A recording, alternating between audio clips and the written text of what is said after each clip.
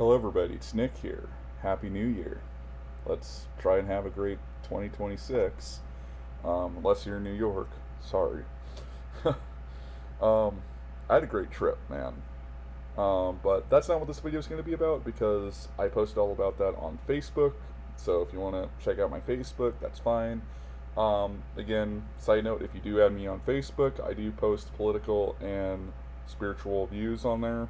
So the easily offended need not apply. Okay, just throwing that out there, throwing caution to the wind. Um, but anyways, hope you guys have all been doing great. Hope you guys had a great New Year's celebration. If you slept in, which I didn't do, power to you. I mean, I don't know how you could deal with all the noise, but that's a feat.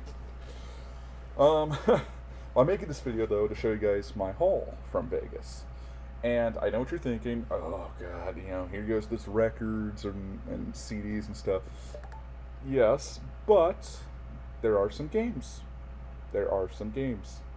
Some that I'm probably not even going to play, but there are some games, and some of them you guys might want to see. Um, I'm This is like my third attempt in OBS because I my computer or OBS just keeps locking up, and I think it's because I just started up my computer and even that took a long time to load. I think because it's been off for a week. And anyways, before I show you guys my haul from Vegas, though, I want to show you guys a few things really quick that I got the day before I went to Vegas. In fact, the day of me going to Vegas. In fact, I almost did not make my plane. I got there in the me of time. Get it? Me. My name's Nick, so Nick of time. But I did want to say, yeah, the Tournament of Kings show, I watched that last night at the Excalibur, and man, that was a perfect way to close the show. And I just want to talk about that really quick because you get served, it was like about $100 for the ticket, but the food there that they serve you is free. I didn't have to pay anything. So not only was the performance worth it, or made it worth it, the $100, but so is the food. So the main course they serve you is Cornish game hen. Now I've never had this before, but I knew about it because of the Angry Video Game Nerd. You're like, what? Angry Video Game Nerd Cornish hen? I don't. This was probably like some years ago, but he did a game review for Pat the NES Punt for some charity or fundraiser thing he was doing, and he was playing River City Ransom, and in the game he's his character's eating, or you can choose to get Cornish hen, and he's like, what is a Cornish hen? And so that always intrigued me. So when I found out I was going to be having it, it's like, oh, okay, I'm looking forward to this. And yeah, it tastes like chicken. It's pretty good. I would have preferred barbecue sauce, but they were kind of trying to keep it medieval times, you eat everything with your hands. So they had the Cornish game hen. There was little corn on the cob. There were these two little potato things. And then you got a roll. And then they gave you a little, it looked like a McDonald's apple pie sort of thing, not as big. But it was all excellent.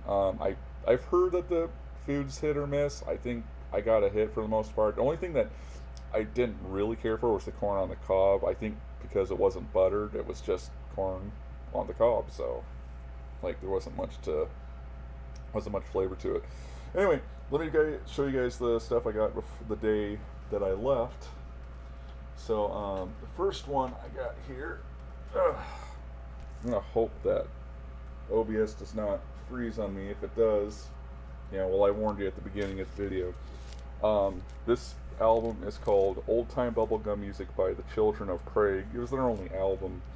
I got this because Joe Mack plays on this as the bassist, along with Lou Morrow, another great jazz bassist.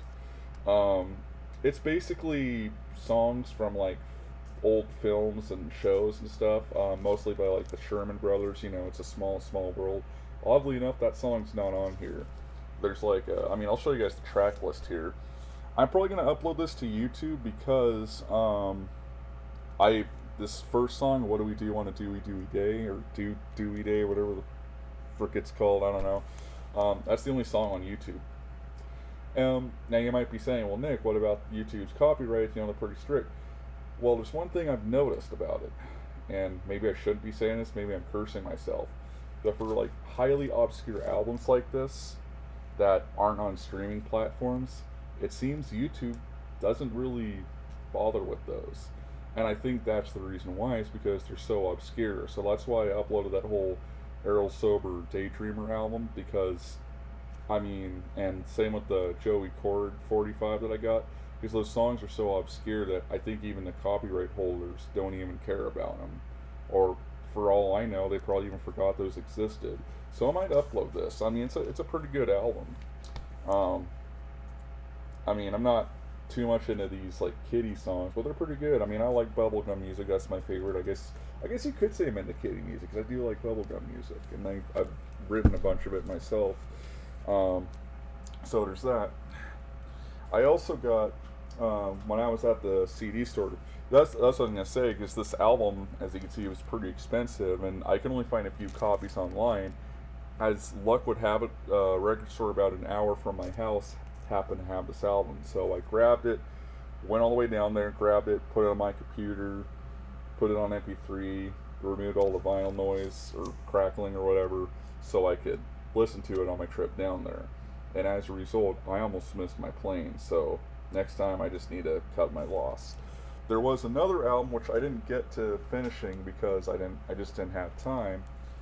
This is another one, um, called "Play Electric Bass with the Ventures." Now I do transcribe for bass stuff. I just thought it would be pretty cool for the Ventures themselves to show you how it's done. It also comes with like these charts and stuff. Pretty cool. Um, but the funny thing is, it's actually not the Ventures showing you how to play these songs. It's the Wrecking Crew. For those who don't know who that is, they were a team of session musicians that did like random, for hire work, and they played with like the Beach Boys and all this other stuff. I mean, it's a popular thing back in the day, not so much now. But and then I happened to see this at the CD store, and I'm not even familiar with the band, but Boston. Don't Look Back, Japanese copy for $20. I thought it was a pretty good deal, so I'm gonna listen to that and tell you guys what I think later on, if I can remember. Maybe not. Okay, so let me get my duffel bag here. I'll show you guys the games and all that stuff. Oh man! But hold on a minute, because I just dropped a bunch of crap. I need to put that back. I hate getting old, man. I hate getting old. Anyway. Okay. Camera didn't move too much. I hate that there's this wire behind the camera, because I try to move it this way, it's just gonna move back that way. By the way, I might have addressed this before, but you notice the crap that's on my wall? It doesn't come off. It just doesn't. And furthermore, I don't know if I've told people about this, but I am in the process of moving. It probably doesn't look like it, because I've been busy with. I actually got promoted at my job, so I'm actually. I might have mentioned that too, but I have to go through like a months long training process before I can even actually start doing that work. So I'm not 100% out of the woods yet, but I'm waiting until I'm done with that before I start, because it's hard to explain. Just it's a bad idea to move while I'm going through this job training. But I am very excited though.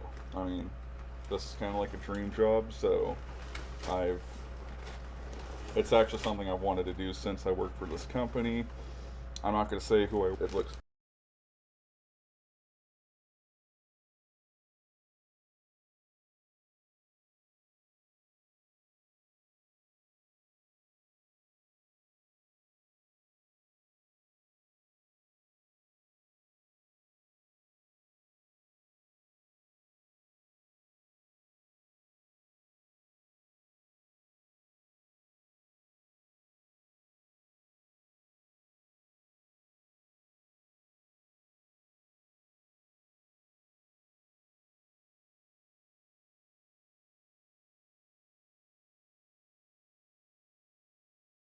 badass.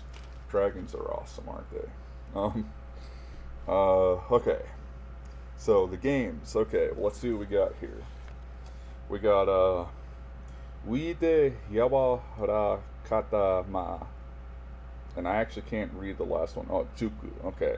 So Uide Yawa Yawaraka Atama Juku, which I think is Big Brain Academy in the U.S. I can't remember the title.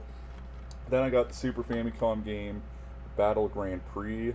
I think we got it. I think we got this game in the U.S. I'm just not familiar with it, but it's got a great soundtrack by Yusuke Takahama. That's actually kind of why I bought it. It's a pretty good soundtrack. Let's see. Yeah, I bought a couple Game Boy games. See if I can find them.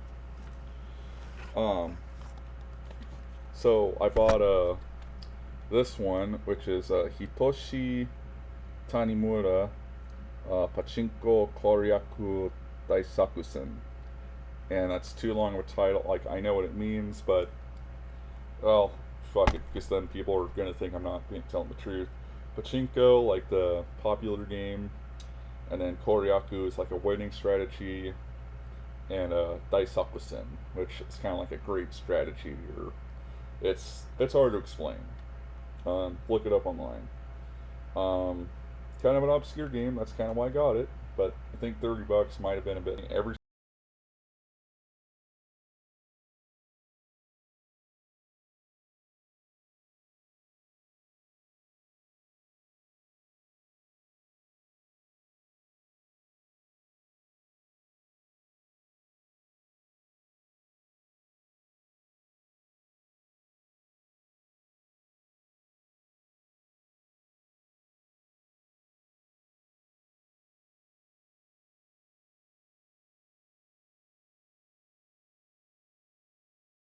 thing that was behind the counter was complete in box, and these two games, the ones that I just showed you, I actually looked inside them to make sure. They're like, oh yeah, we always put the manuals, or we always put the complete stuff here.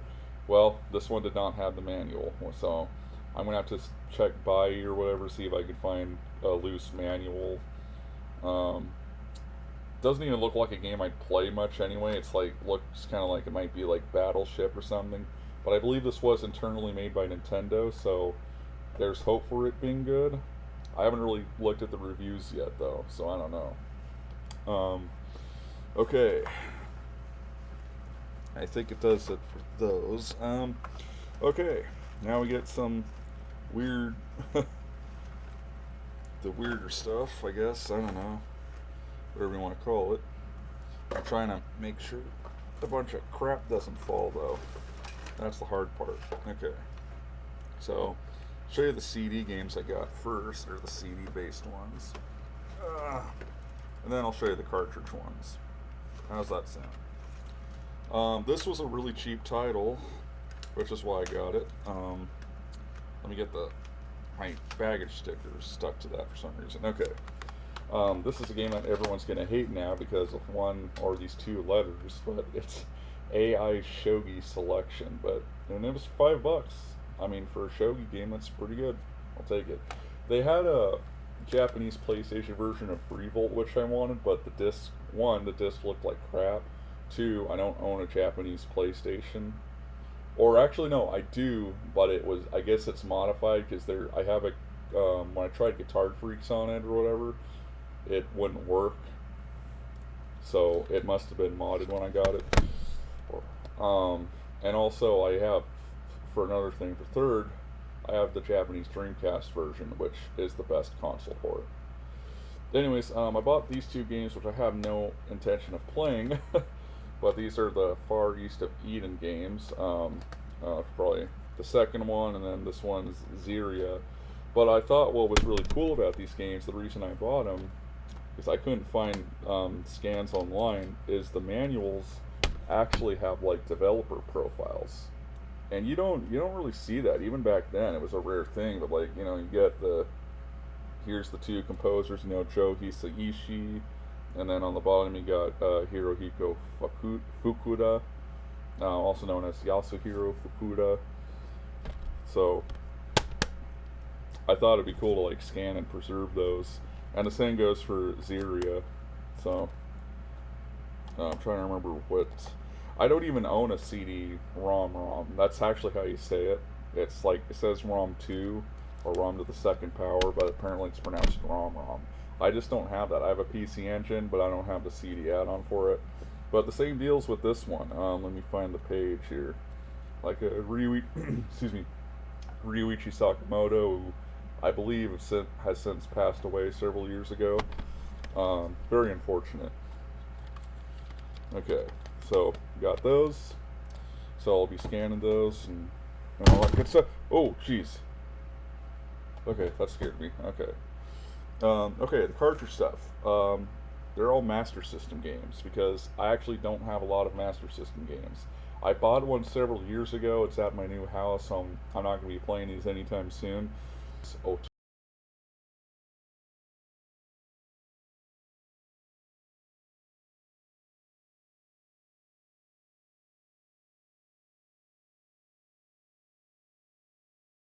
Tori.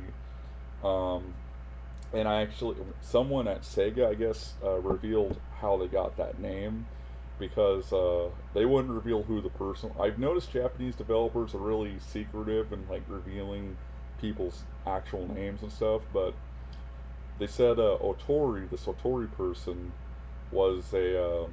The game was developed by a company called Sims, who did a lot of contract work for Sega. They actually did a thing like the NES version of like Fantasy Zone 2, maybe. I think they did Alien Syndrome. Anyways, at the time they didn't have any in-house audio staff, so they actually outsourced the audio to Sega. Well, Sega was headquartered in a town called Otori at the time, so that's how they got the name. It's interesting that came about. I guess it'd be like if I was credited with the name Seattle, you know. This one is called Speedball. Again, never played it. Hopefully it's good. It's by the Bitmap brothers. So I keep thinking of the game Xenon 2, but I think it's because it's by the same people. And this is one that I've actually wanted to get, despite how crappy it is. Back to the Future 2. And one thing that kind of intrigued me is all the other computer versions of this game, which are the same game and the same developer, have the credits during the title sequence, but this one doesn't.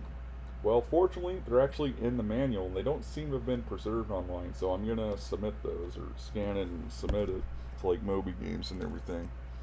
Um, I think that about does it. Oh, yeah, I also bought myself a SP charger. It works. It was only $10, because I couldn't find mine before I flew out.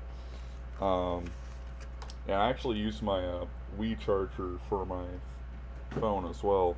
I mean, it's the same type, so why not? Alright, so with that, I'm going to go enjoy all this stuff. You guys stay safe out there. Have an awesome 2026, and I'll stick with you. Hopefully, we can do some more gaming stuff. That'd be awesome. I mean, there is my annual Pool of Radiance Let's Play to look forward to. And I might do a poll on that. Like, do you guys want to see me play the Japanese version again? Do you want to see me play the normal US release? Or do you want to see me play through the prototype once more? I mean, I'll probably poll that. And I also did a video about like my bass technique, and I think someone said they wanted to see it. I meant to make that a poll, and I forgot to do that. So, um, yeah, I mean, I'll do that when I get time. So, I'll see you guys later. God bless. Peace out. Have a good one.